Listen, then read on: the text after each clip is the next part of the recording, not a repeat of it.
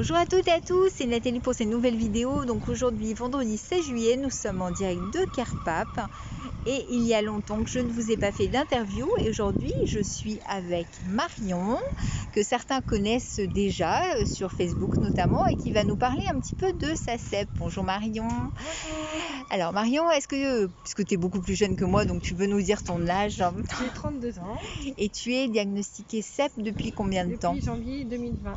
D'accord. Est-ce que tu peux nous parler un petit peu de tes symptômes, de ton traitement si tu as, de tout en fait? En fait, mes symptômes sont apparus l'année dernière suite à 3 chocs émotionnels. J'ai eu des pertes de mémoire, j'en ai encore. J'ai des pertes de sensibilité. J'ai des pertes au niveau des jambes et des bras. Je ne tiens plus d'équilibre très longtemps. Au départ, j'avais le Tecfidera, mais on me l'a arrêté parce que ça m'a fait beaucoup de lésions au cerveau, sur la moelle épinière et au cervical. Du coup, on me l'a changé pour le Gilenya que j'ai depuis le 21 mai dernier. Et depuis, j'ai toujours les pertes de sensibilité, pertes de mémoire. J'ai besoin d'une canne.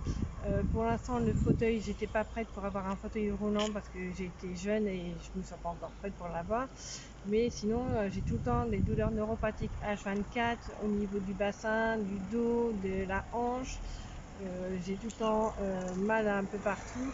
Mais je vous cache pas que la CEP c'est un peu dur à supporter tous les jours, mais on fait comme si on avance, on travaille, on oublie la maladie. Ouais, parce que tu travailles donc? Je suis en reconversion professionnelle D'accord. actuellement. Ok, d'accord. Et comment tu vois ton avenir en fait? L'avenir, pour l'instant, j'ai du mal à le voir parce qu'avec la CEP, je ne sais pas dans quoi travailler. Je suis un peu paumée, mais Cap Emploi sont en train de m'aider pour voir pour ma reconversion, pour pouvoir m'aider, pour me dire voilà dans quoi je peux travailler, qu'est-ce que je peux faire avec la sclérose en plaques pour que je puisse enfin trouver un travail qui me correspond avec la maladie. Si tu avais un message d'avenir pour les tout nouveaux diagnostiqués, même si tu en fais partie, quel serait-il en fait?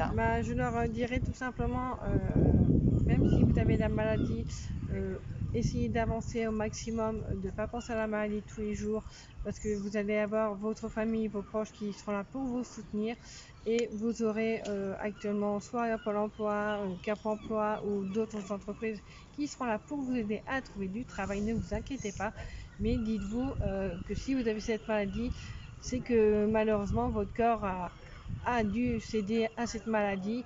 La maladie était peut-être là, mais elle ne s'est pas évoluée dans les premiers temps. Mais si on vous a diagnostiqué, c'est que ça devait se faire. Et puis voilà. Et je vous encourage à travailler et de ne pas penser à la maladie, mais plutôt d'avancer. Écoute, je te remercie infiniment De rien, Marion. Nat. Et puis au plaisir. Merci, À Nat. bientôt.